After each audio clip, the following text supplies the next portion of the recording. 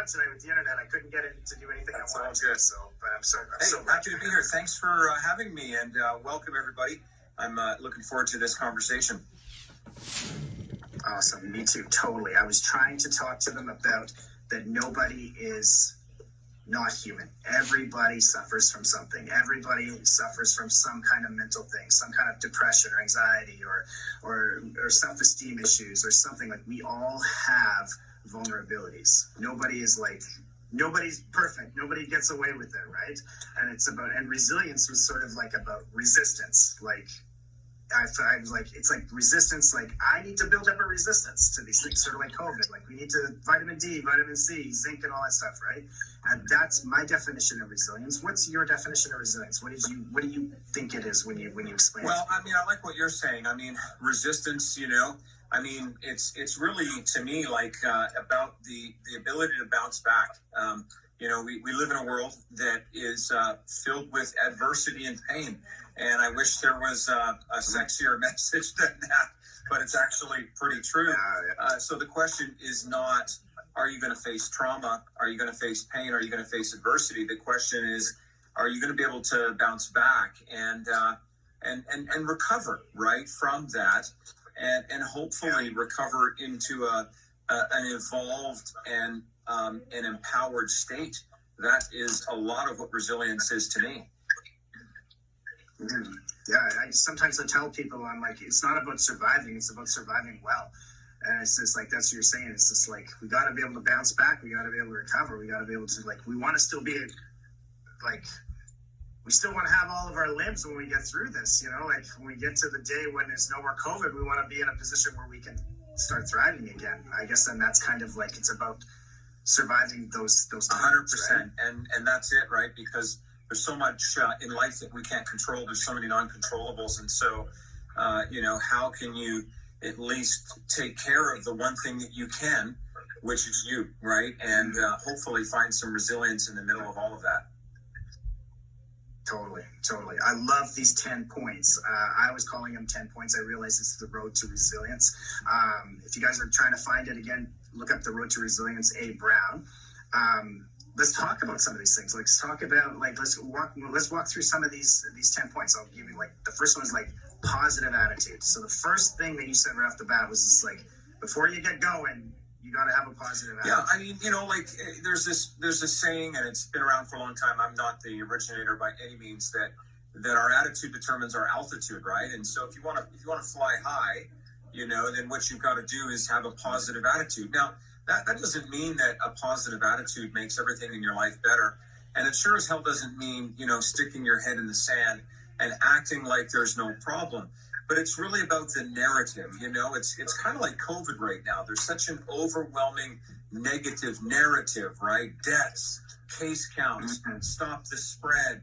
Oh my God. And the problem, right, is that is really destructive to not only your immune system, but to your ability to be resilient, right? Because the narrative is so overwhelmingly negative. And so, when you could almost take the word attitude out, because sometimes people don't even understand that. And I think you would sort of say it's a positive narrative, right? Life's not happening to me. Life's happening for me, right? And that's a positive narrative. COVID's not happening to us. It's happening for us. And so how can I take the negative and the heartbreaking and turn it into something that's great? Yeah, I love the news, because that's the part about this, because I've read it, and I like take my notes and stuff, is like the stories we tell ourselves. That was like that when you put down positive attitude, the stories we tell ourselves. I'm like, I love that, because I think that's key. I mean, I think it is. I mean, we all tell ourselves a story, and the story that you tell yourself can either totally empower you and next level your performance and your relationships and your ability to connect with others. Or the story you tell yourself can be one that takes you down. And part of this positivity is also how we manage failure. Because, failure is a part of the package, as far as I can tell. And what are we going to do? Well, we can either beat ourselves up and say, hey, failure is final and failure is fatal. Or we can say that failure is part of the journey, it's part of the growth. Okay, so part of the positive.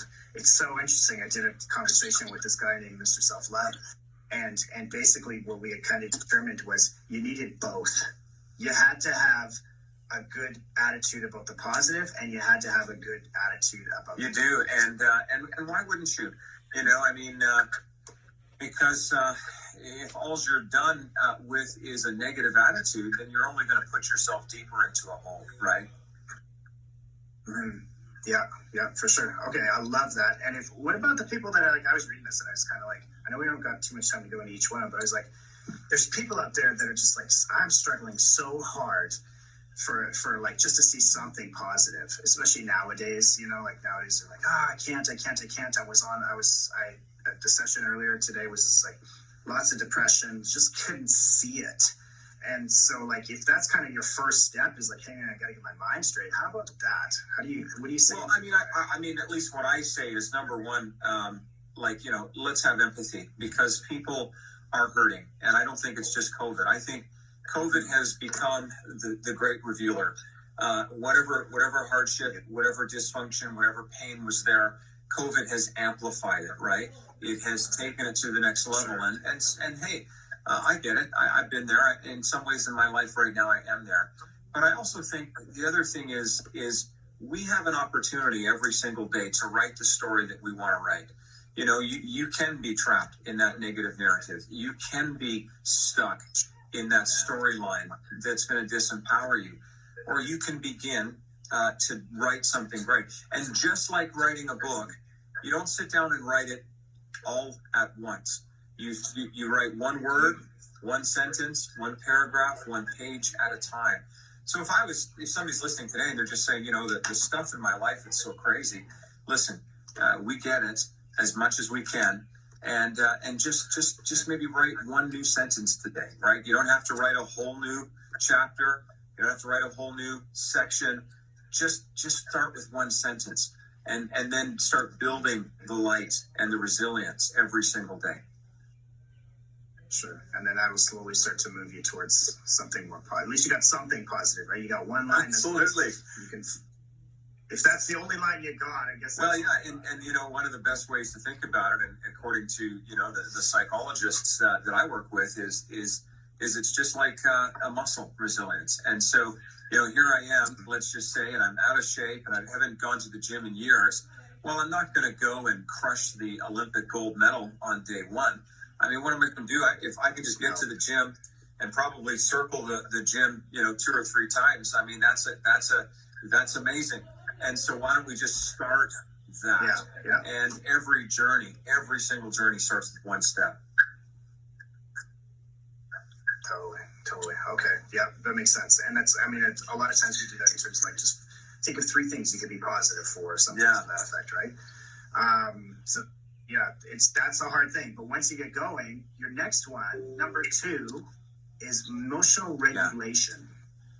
What were you like? When you're thinking about emotional regulation, I think about like, wow, that's it. If I could teach people how to have emotional regulation, it would be awesome. And, you know, like, it's kind of like, that's a hard. Well, it is, and you know, the thing about our feelings, and you know, that's why I use the word regulate rather than control.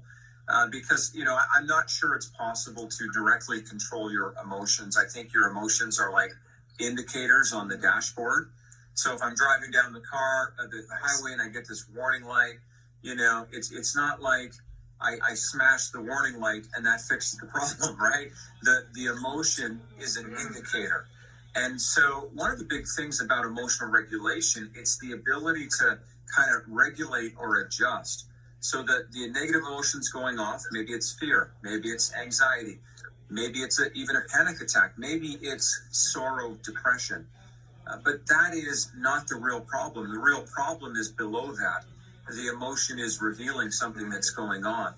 So I think it always starts with self-awareness, right? A lot of us are moving so fast at the speed of light that we don't even have enough time to kind of sit with our emotions. I am sad today. I am depressed today. I'm not going to sit here and feel sorry for myself, but I'm going to acknowledge it. And then I'm going to find a way to self-soothe. And that's a funny sort of a concept for a lot of people. They're like, what is self-soothing? Well, rather than going to everybody else and putting on them the responsibility to soothe you, what you do is you sit there and maybe you journal, and maybe you start to really think about how you're feeling and put your thoughts in writing. And so a lot of emotional regulation, it's not about denying your emotions. It's about how can I manage them, back to a place of sanity. I'll give you an example of that. One of the best ways I emotionally regulate is by running.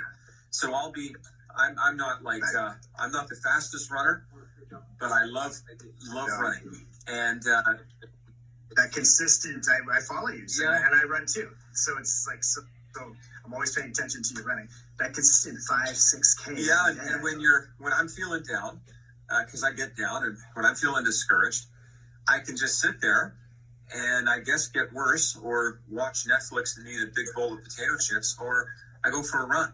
And by doing that, I'm regulating my emotions, because my emotions actually begin to significantly change as soon as you begin to activate the physical side. And you just found something that worked for you. And I love this idea, because what you just said in your article was like channel, not control. It's like I'm channeling my emotions. I'm not trying to control them, which is a lot of times what we're trying to do. We're like, okay, I feel like shit. I'm depressed. I'm this, so I need to control that. Okay, I need to stop thinking like that. I need to start it's just more like, it's like a conflict inside of my body. And you're saying, no. Don't have the conflict. Don't have the control. Channel it. We're just supposed to move it in another direction. We're not really supposed to control it. And I mean, imagine what a powerful person that makes you. Rather than being controlled by your emotions, and rather than living a life where, your capacity today is completely based on what random thoughts or feelings might fill your life, you can actually start to regulate and like we're saying here, channel, right? And that's a beautiful thing, channeling. Sure. Yeah, it's a fantastic, I love those quick little things you can say to yourself, and channel, not control is one of those quick things. It's a nice reminder to be like, okay, I'm supposed to channel my feelings. I'm not supposed to control them. So it's just, they're flowing. There's a bit of a absolutely flow. Love it. I dig that. Okay, what about number 3, healthy perspective? Yeah, this is a really interesting one, because, one of the things I've discovered, I was a counselor for a number of years and always worked with people, and of course as a coach, is that you can have two people who see the exact same situation. What a great example, COVID, and yet they have two different perspectives on it. Now, it's not about left or right. It's not about political leaning. It's really about, one person looks at that and they say, this is happening to me. Oh my God, it's the worst thing ever. Another person looks at that and they can say, well, hey, I'm not going to deny that there's some challenges and some adversity and some sickness and maybe even some death, but there's always some learning and some growth in it. One of the things I've always told folks that I've worked with who have experienced trauma, is that pain is mandatory in life, but misery is optional. And, it's kind of like, we're going to have pain, and I wish I didn't have to say that to people. Wouldn't that be cool? Hey, come and see me. I'll give you a pain-free life. Not going to happen. But what can happen is we can learn and choose by our perspective, either misery, or what we can choose is, I'm going to get through this, and I'm going to get through this with a healthy perspective, right? Yeah. So nobody gets out of it alive. Like, the rain falls on everybody. Yeah, I mean, the death rate from living is 100%. So, yeah. For sure. Okay, Olivia's asking a question here. So Olivia says, what would be a quick way to regulate your emotions, like if you were in a work environment? So like, she's saying, okay, here I am, I'm at work. I don't really have the option to go for a run. I don't really have the option to take a bath or go whatever. Like, I'm working and I want to regulate my emotions because something's triggered me off. What kind of things do you suggest? I think the best one, and I talked about it in another webinar today, is deep breathing. That has been enormously helpful for me. When I'll be in a meeting and a tough conversation is about to happen, let's say I'm maybe feeling stressed out about it, and what I'll do is I'll just say, hey guys, I'm just going to hit the washroom for 2 minutes. Would that be okay? And of course it is, right? You go to the washroom, splash some cold water on your face, and for me, I like to breathe in through my nose. I'm breathing in peace and calm and joy and then I'm breathing out all that stress and anxiety. You do that for 2 to 3 minutes, and what's going to happen is your emotions, you're going to actually change your mental and emotional state.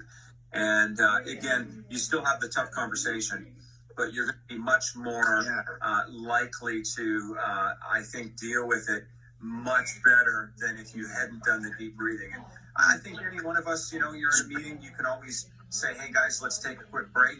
And I think actually it's a good habit to get into, because so many times we're, in a place where we're not necessarily respecting our own desire to pull ourselves away and get ourselves back in a good headspace. Yeah. So you're like, okay, so you're getting overwhelmed, you're getting to like a 7, you're getting to an 8, you know what, cut out.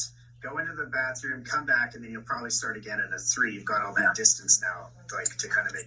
Do you normally do mindfulness breathing, those kind of things yourself, or do you practice any of that? I'm a super spiritual guy, and I don't mean like I go to Tibet and things like that. I guess that'd be cool, but I haven't had that opportunity yet. But I'm always in meditation, always in prayer.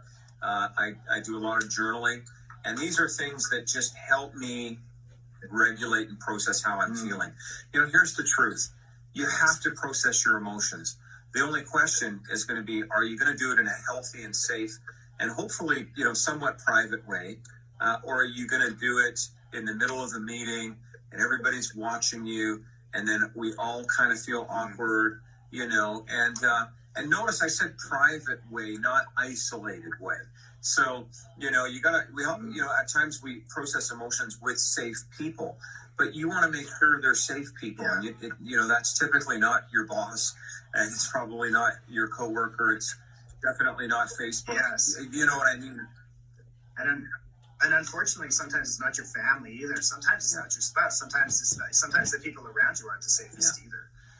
So sometimes, but you're knowing who you're giving your information to is going to be a big. You might be hurting. Absolutely, 100%. Yeah, for sure. That's tough. I love that thing. There's this you got to process your emotions. It's like, how do you want to do this? You going to do this in a healthy way, or you want to do this in an unhealthy way? And it's just like you're saying, when you're building resilience, you get more choice. Is I guess what you're like. You get more choice. Yeah. You get to choose. I get to choose that I'm going to do more healthy. It's going to process in a healthy way or not. Because if I wing it, I don't know about you, but anytime I've won something, doesn't always go well. Especially when I say if I'm on my feet, I will get kind of swept away sometimes. I will do the wrong thing, and after it's shoot, I shouldn't have done that. And it's just I didn't have an answer. Yeah. I wasn't prepared. 100%. I'm with you. And the tragedy is then it can potentially cause other problems that you have to deal with downstream. And so, the more you can sort of have that healthy perspective and emotional regulation, the better. Why not, right? Yeah, it's really, really good. So the healthy perspective is just basically be open to new perspectives. Kind of have I think so. Be open to new perspectives. Have an open mind. Be willing to let hardship. And I know this is tough for some people, but it can also be your teacher, right? Hardship. It can also be your best sort of tutor. Talking about a coach, hardship can be your coach.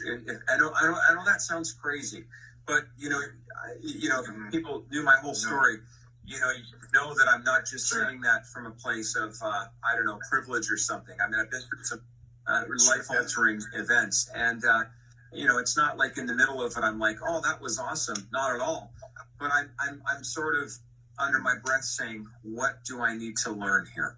What's the opportunity here for me? And again, you're going to learn one way or the other. Life is going to teach you, and it can either be harsh with you, stubborn and digging your heels in, or you can just surrender and let go and say, okay, this is tough, but I'm just going to roll with it. I'm going to learn what I need to learn. Yeah, it's so funny. We have such an aversion for pain. We have such an aversion for conflict. We have such an aversion for we don't like trauma, of course, but and yet oftentimes you say that actually molds me. That molded my character. That gave me what I needed to get to the next thing. Totally. it's so, I find mental health to be so counterintuitive, because intuitively I want to run away, but really the right thing is to just kind of breathe through it, and then I'll probably absolutely awesome. Right. Okay. Totally. You touched on this a second ago. Number 4, which is like supportive relationships. And I love this quote when in your article. It says the only thing that really matters is relationships. So what do you mean? Because we're kind of like, hey, not everybody's safe to have a relationship with. So I guess it's just important to have supportive people in your life. I mean, this is the thing that I came to understand a while ago, was that, and when you sit down and you deal with your own trauma and your own pain, you realize that everything good in my life has come through a relationship, everything. But everything horrendous in my life has also come through a relationship. And so when you start to see it that way, you realize that it's, the problem isn't the relationship. The problem is my intake or allowance of toxic relationships, right? And we all know this, that people will treat you the way you allow them, or the way you teach them to treat you. And that's a tough one to realize. I know that sometimes people hear that and then they say, well, then I don't need any relationships, and they isolate, and nothing could be worse for you than that. We desperately need relationships, and relationships are so important.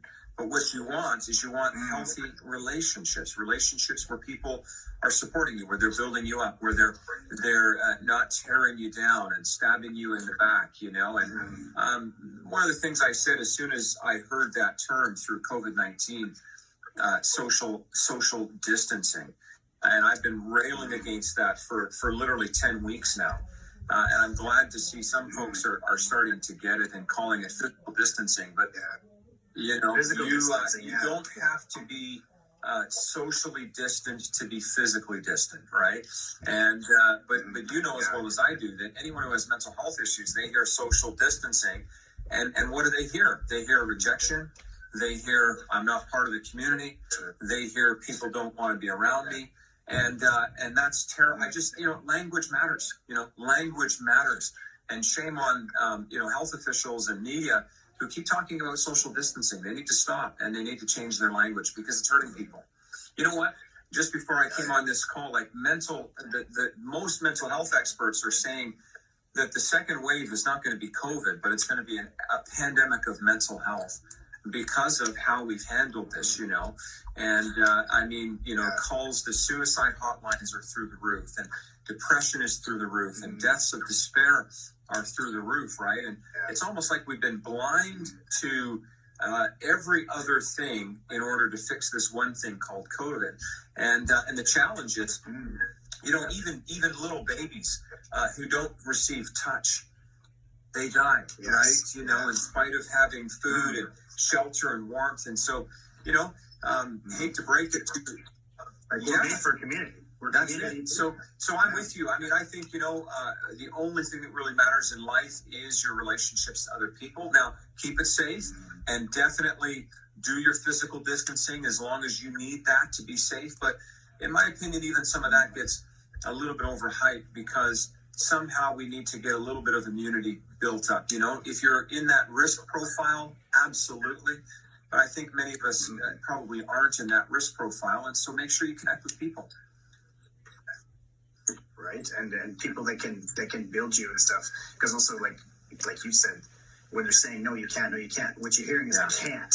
So I feel it's giving me a sense of powerlessness too. Like I'm powerless to go and connect and to feed this piece of me. And that sucks, because I don't know, but anytime I've ever felt powerless has never led to a good place. I would be like the crux of all depression even.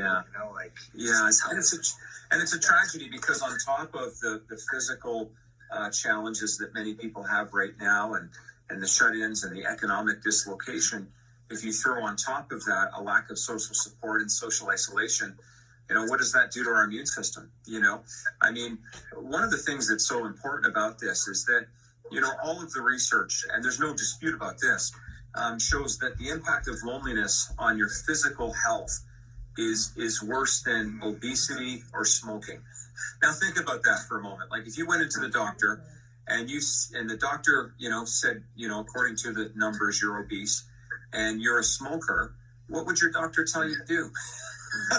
Quit smoking and get in shape, right? Why? Because he doesn't want you to die. And yet the impact of loneliness is more profound. And so somehow what we've got to do is find the balance here and make sure we've got supportive relationships. Yeah. That's fantastic. Yeah, I love it. And I do agree with you. Like it's hugely impactful to be alone. I love what you said. Everything that's ever good that happened in my life and everything that was ever bad that happened in my life came through a relationship. So I think that's really, really key. I love that. The next one is going to be right on that. So the number 4 is like solid relationships. I noticed you brought number 5 in right behind it, which meant solid boundaries, which is interesting because it just speaks about relationships. And like when you're dealing with mental health, oftentimes relationships have not been great. So number 5, having solid boundaries makes a lot of sense. And when I was writing the article, I really felt like, there was some strategy behind putting the boundaries piece after the supportive relationships. And so as much as I'm a big fan of supportive relationships, I think it's really important to have solid boundaries. I was really reminded of the saying or the quote from Eleanor Roosevelt, and I think even people who are watching tonight, no one can make you feel inferior without your consent. And that's so profound. I think about the number of folks who are wrestling with self-esteem. I've wrestled with it at times in my life. The number of people who wrestle with not feeling like they measure up, not feeling like they're good enough. And yet at the end of the day, if I'm willingly inviting people into my life who are reinforcing that, then I'm truly only hurting myself. And so I like to remember the words of Gandhi, who said, I won't let somebody walk through my mind with their dirty feet. And I just love that imagery, right? You can just imagine this really clear little puddle or a little pond, or I don't know, picture one of those little pools or bathtub, and somebody comes and walks through that with their muddy feet. I mean, you wouldn't let them do that, right? And we do that all the time in terms of not setting appropriate boundaries. And I guess the hard part is being like, I won't let that happen. But I think a lot of people feel unequipped to stop it.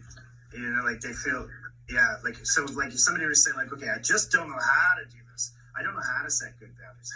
What perspective would you think they would need to be like, okay, here, this is what you need? One of the things I would say, and I've done this a lot, is script out the boundaries conversation with somebody else. Like role play it, a safe person prior to. Don't try to do it yourself, right?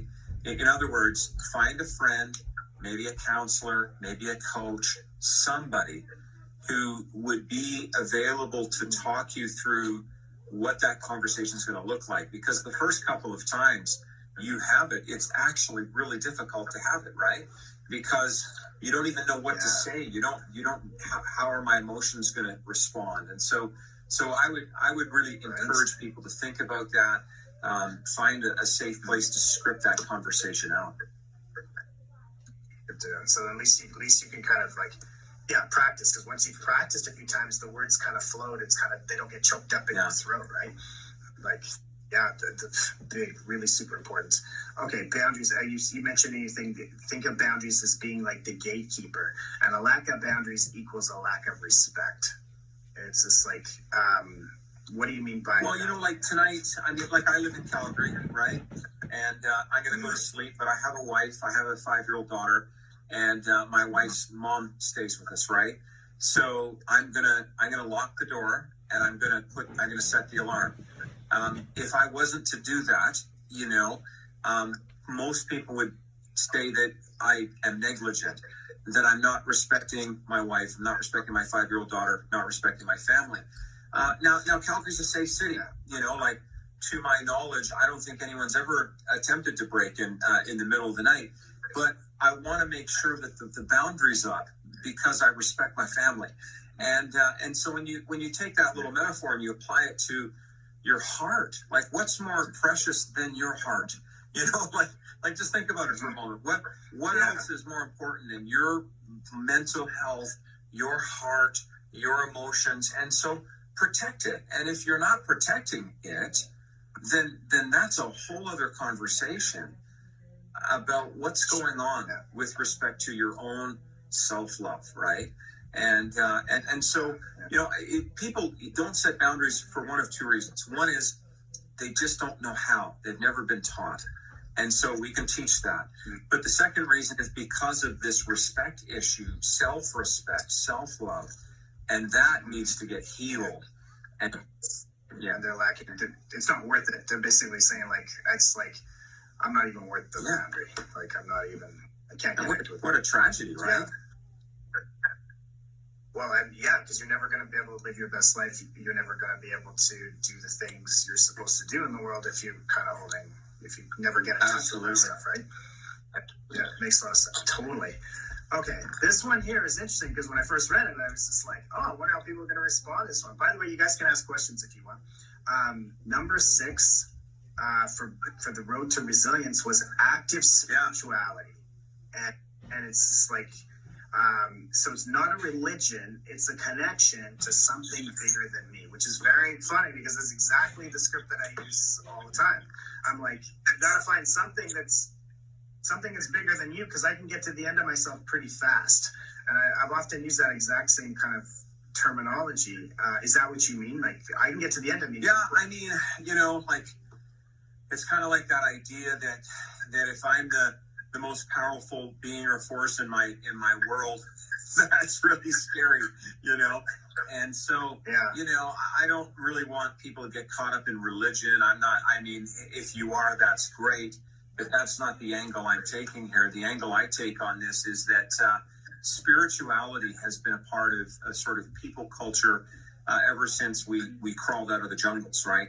And we're the only sort of being on the planet that creates temples and altars and objects of worship. We're the only being that has that sense of something more. And the other thing, and this is really important to notice, is that that creates a sense of humility. Especially for men. We sometimes wrestle with ego, and so what that means is we want to act like we're bigger or better than we are. And I don't. There's no judgment in me saying that. But what we really need is humility to say, hey, I'm not the be all and end all. I'm not the alpha and the omega. There's more out there than me. And so how do I partner with the universe to produce amazing outcomes in my life? I think that's a really important question. Totally. How do you build resilience in the spirituality? It just gives me that sense of trust. It just gives me that sense of like, okay, something's, there's more going on than there's just me. Like, how would I get the resilience? Well, here's what it is, right? Like, one of the things we wrestle with is we look around us and we think that the world around us is everything that there is.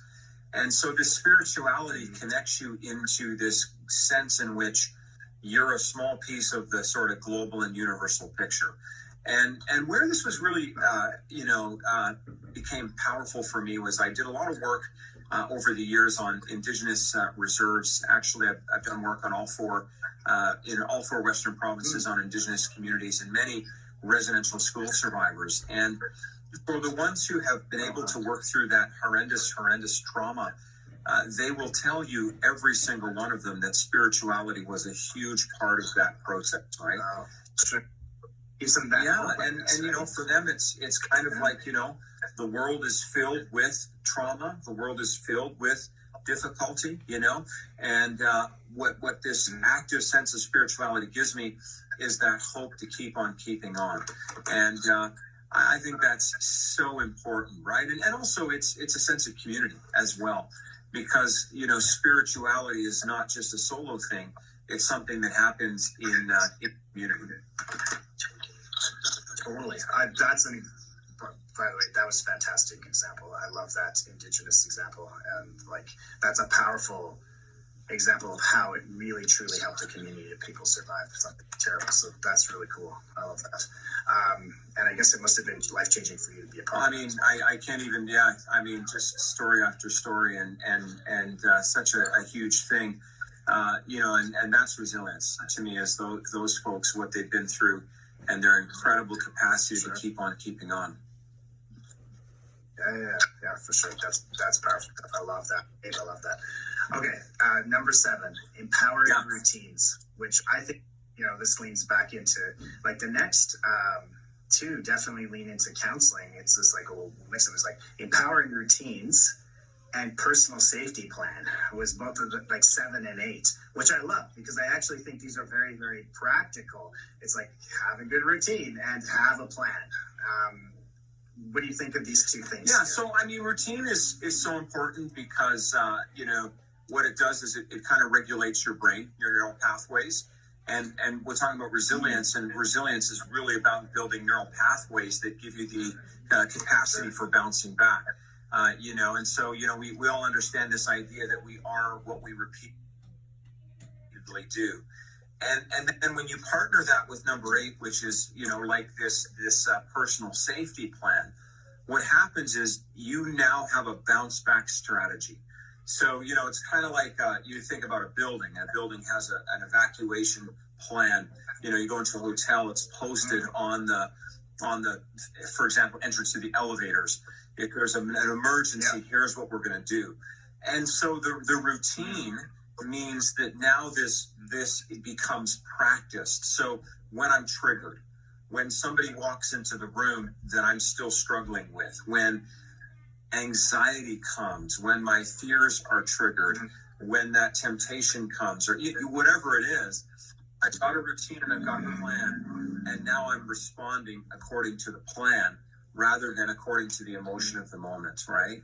So important. Nice. So the one is just like, I have a plan in case I get into trouble, and the other one is like, I have a routine, and that's kind of built up discipline, I guess. Like, because I'm thinking about routine, like, I go to the gym, I do this, I go to the gym, and then one day I wake up and I'm like, I don't want to go to the gym today. I just feel like, no, I don't want to go. But my motivation is gone, but my discipline, my routine keeps me kind of going. 100%, 100%. And it's not to say you can't take a day off. Of course, if you need a day off, then take a day off. But the point is that you can't allow it to be random. The opposite. You can think of routine on one side, random on the other. Random is great if you're out on a date. Random is good if you're off work and you're out sort of on vacation. But as a daily sort of strategy, random is actually really, really bad, because you need to have some kind of regular patterns of sleep, regular patterns of exercise, certainly regular patterns of nutrition. And when you have that, then building a personal safety plan for those in the moment challenges that emerge, it allows you to do it in such an intelligent way. Mm-hmm. Yeah, and it's interesting because a lot of times when we do face like tragedy or trauma or whatever, what we're required to reach is there. Like, I need to be here, but then it's just like, but I don't have, like, you just don't go run a half a marathon. You've got to run a lot of 5s and a lot of 10s just to get to run to the half. But that tragedy or whatever is asking you to go here, and you only ever have the ability to go here. So then we end up failing inside of our traumas, I guess. So that's where routine comes in. It's going to be like your seatbelt, right? And it's going to keep you locked in, loaded, ready to go. Nice. Okay, that makes a lot of sense to me. I'm thinking that's got to make some sense to some people watching. Number 9. This is interesting because when I read it, I was like, it says a sense of empowerment. And I was thinking, a sense of entitlement. And no, it's not a sense of entitlement, it's a sense of empowerment. So it's like it's basically a sense of identity, or to act independently. You're saying, like, if I have a sense of identity and I can act independently, that's going to make me more resilient. I mean, I think that what you really, this is summed up in that Mexican proverb. And I just love it so much that they tried to bury us, but they didn't realize that we were seeds, and I think that resilience is about having a little bit of a snarl in your life. You know what I mean? And that is not against society or people, but it's kind of like, I'm not going to get put down as easily as you think. You're not going to be able to take me down as easily as you think. I am empowered. Now, you don't want to be cocky. Cocky is not going to help you either. But, I don't know, sometimes people, they kind of lay down too easily. Sometimes people, they've built, talking about patterns and routines, they've built a pattern and routine through hardship of maybe self-pity or maybe panic or maybe giving up or maybe going right into despair. And I think it's really important to just build a little bit of a snarl, and a little bit of a sense that says, no, I can't, you're not going to bury me. I'm a seed. You can bury me all day long, but I'm going to keep on sprouting, Yeah, that's good.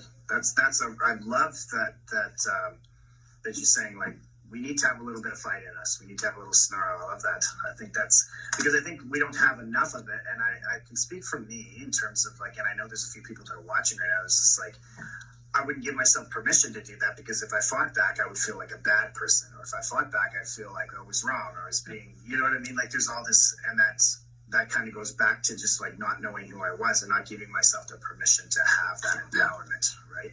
I've never had empowerment, so when I get empowerment, I don't know what the hell to do with it. So then I usually just kind of sabotage it. Yeah, it's really good. Absolutely.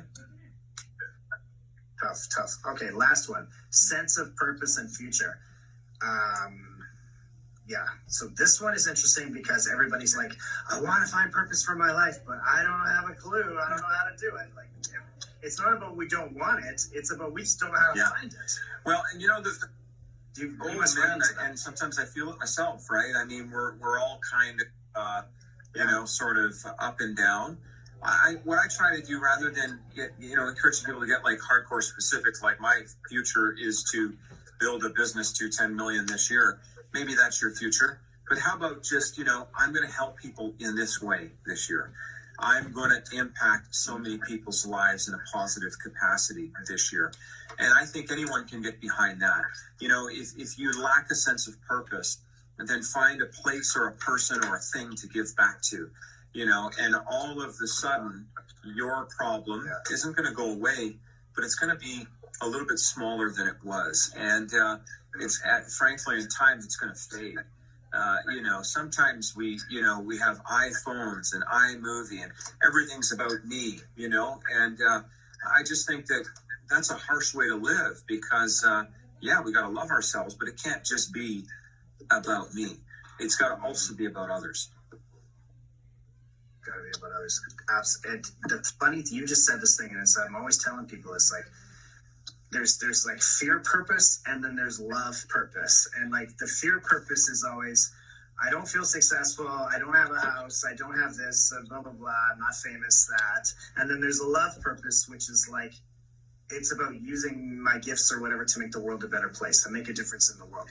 And it's like, you said it was just like, if you're not sure what your purpose is, go out and help somebody. It was just like, our purpose is often not about us. It's often about how we make a difference in somebody else's life. And I think that's why we struggle to find. I mean, I think that's so true. Like, I mean, it's a really short path to happiness if my entire purpose is me. And I just think it's so important to think about giving back. And, yes, you matter. I mean, but often, at least my experience has been, I find my own fulfillment when I'm out there serving and giving back to others, right? And it's weird because it's paradoxical. Who would have thought that by helping other people, I'm actually helping myself? But that's actually what happens. Right. Totally counterintuitive again, right? Because we think, like, if I make it all about me and I become famous and I do all of this and do all this, then I've got a purpose for my life. But really, the best purposes are when it's selfless. So true. So true. All right, so just to review, positive attitude, emotional regulation, healthy perspective. Okay, guys, I'm going to post this tomorrow, so you don't have to worry about writing it down, but in case you wanted to do it. Supportive relationships, solid boundaries, active spirituality, empowering routines, personal safety plans, sense of empowerment, and sense of purpose and future. If you were to say, like, thank you so much, and I know we're going to wrap it up, but if you were to say, like, one thing you could tell people, you're like, here, this is how you start your road to resilience. I'd say it all starts with you. Like, do the daily routine. Find a way to love yourself. Find a way to be honest about your emotions, to process your feelings, to open up, and and don't cut yourself short. Don't set yourself back by not believing in who and what you are. That's what I would say. Find some supportive relationships and just go out there and kick ass. Awesome. Support is good, and that might give you the traction to go. Okay, guys, this is Abe Brown. He's president of the Certified Coaching Federation. I think you can find him as Coach Abe. Reach out to him, follow him. He's always got some cool stuff on there. He's doing something called Wellness Innovation. Ask him about that because I wanted to. And then, and Abe, thank you so much. I hope that you had a good time. Thanks for educating us. And I'm going to post this on my thing tomorrow so that everybody can see it, and then hopefully we can. Well, thanks so much for having me, and thanks for the amazing work that you're doing, Ken. And let's stay in touch, and anything I can do to help, please do. Yeah, let me know. For sure. Thanks so much. Okay, guys, take care.